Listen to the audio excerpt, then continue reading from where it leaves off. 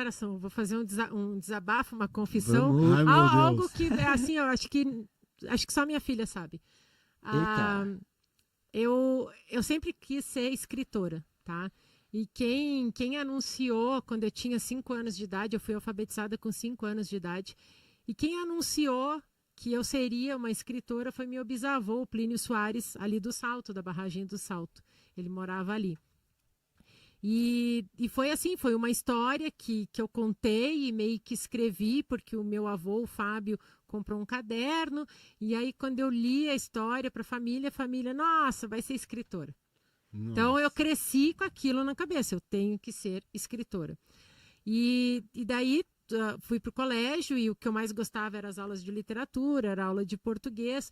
Vou fazer faculdade de letras, né? Era o mais sensato, né? Sim. Eu tinha 16 anos e o meu pai não deixou. Não quero uma professora na família. Faz outra coisa. Aí veio uma conversa da minha professora de português na época, lá em Porto Alegre, no Colégio Santa Inês, e que eu estava muito triste. E eu disse, meu pai disse que eu não posso fazer letras, então eu não posso ser escritora. Na minha cabeça funcionava assim. Aí ela me disse assim, vai fazer jornalismo. Jornalista conta história. Opa! Aí eu perguntei para o meu pai, tá, e jornalismo? Meu pai não sabia o que era jornalismo também. E lá na década de 90, ninguém sabia muita coisa. O jornalismo era mais assim, ali ao menos na minha família, sabe? Era o Jornal do Almoço, RBS, era uma coisa bem categorizada, né? Mas eu pensava que, jornalismo eu vou contar história.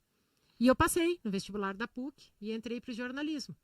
E para mim, num primeiro momento, foi um baque, porque até eu entender que a reportagem era um contar histórias, levou um tempo nisso. Só que daí o que eu fiz nesse meio tempo?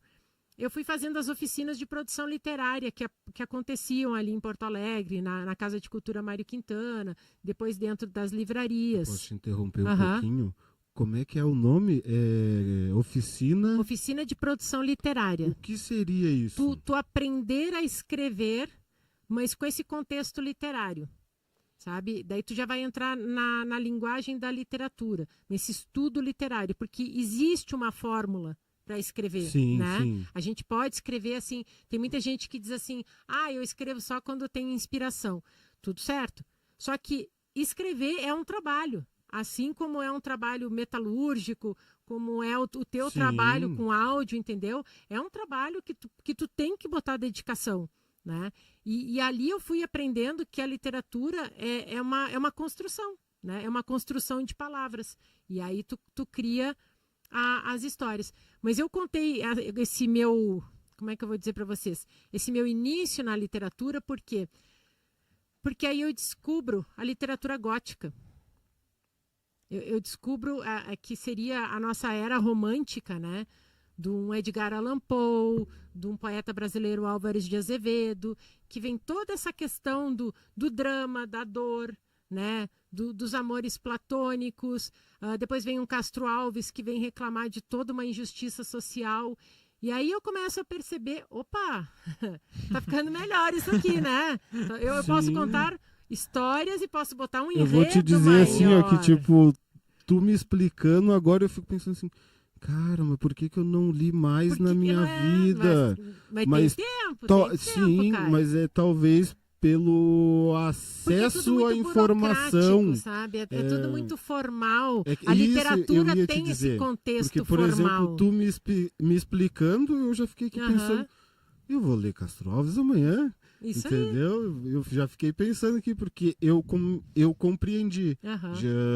Já teve vezes que eu tive que, por exemplo, pedir para a pessoa explicar várias e várias vezes alguma coisa, porque ela é muito literal e não consegue, a gente não consegue entender, trazer, né? para as pessoas que talvez, sei lá, estejam começando a estudar, ou talvez não queiram ler, mas não tenham um ensino tão aprofundado. Não mesmo, simplesmente não conhece aquele tanto de palavra bonita, né? Não faz parte do nosso Eu defendo muito catálogo a tradução da informação, né? Se tu detém a informação, tu tem que traduzir para as outras pessoas. Eu acho que o jornalismo é isso.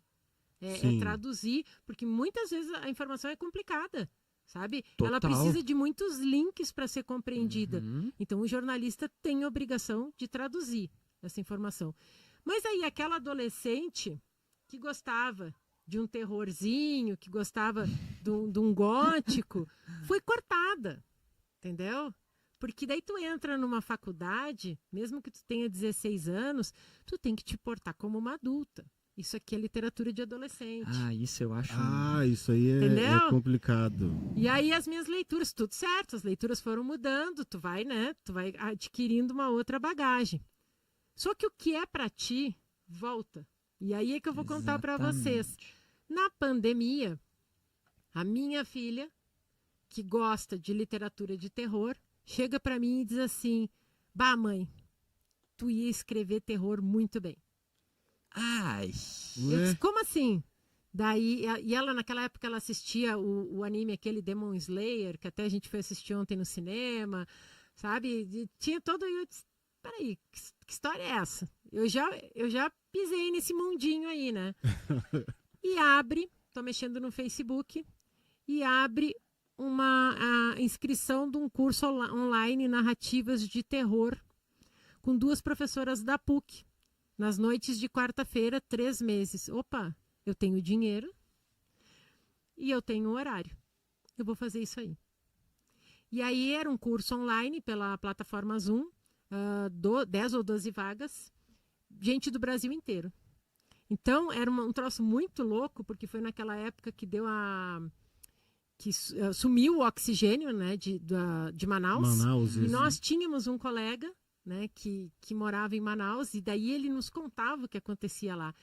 E aí a gente vai percebendo que a vida é um terror. A vida é um terror, a vida é uma história de terror. A gente romantiza, mas se a gente tirar o reboco, o verniz, a coisa fica feia, entendeu? A fome é um terror. O abandono é um terror. A rejeição é um terror. E o fato de ser um terror, de existir de fato, que deixa um terror de outro nível, né? E é um terror aceito, né? Entendeu? É um terror psicológico aceito. E daí os meus colegas, eles começaram a escrever sobre espíritos, eles começaram a escrever sobre fantasmas, e eu um dia disse assim para a professora, eu não consigo. Eu acho interessante para ler, mas eu não consigo escrever sobre isso. Aí ela perguntou, Patrícia, o que tu acredita? Daí eu disse assim, não é que eu acredite, mas eu enxergo a rejeição. Eu acho que a rejeição é um dos maiores terrores que existe para qualquer pessoa. E todo mundo tem um episódio de rejeição na vida. E aí eu crio uma menina que por rejeição, dela tem toda uma história, mas ela tem um rosto derretido. O rosto dela constantemente se derrete. E é tudo uma rejeição de pai e mãe. E a professora ficou louca com aquilo. Daí ela disse, Patrícia, e na primeira aula eu disse que eu não sabia escrever terror. Né? Eu disse que eu não sabia, e eu não sabia, eu achava que eu não sabia. Só para eu recapitular, isso já na faculdade? Não, isso agora, na pandemia. Tá, agora. Na minha busca. Naquele quando curso eu comecei ali que tu... isso, nesse curso de narrativas de terror. E que eu já estava naquela busca. Quem é a Patrícia? O que a Patrícia quer escrever? Eu estava cansada de escrever os releases jornalísticos. Eu queria algo mais. E elas enlouqueceram. Tu tá pronta, tá pronta. Tá.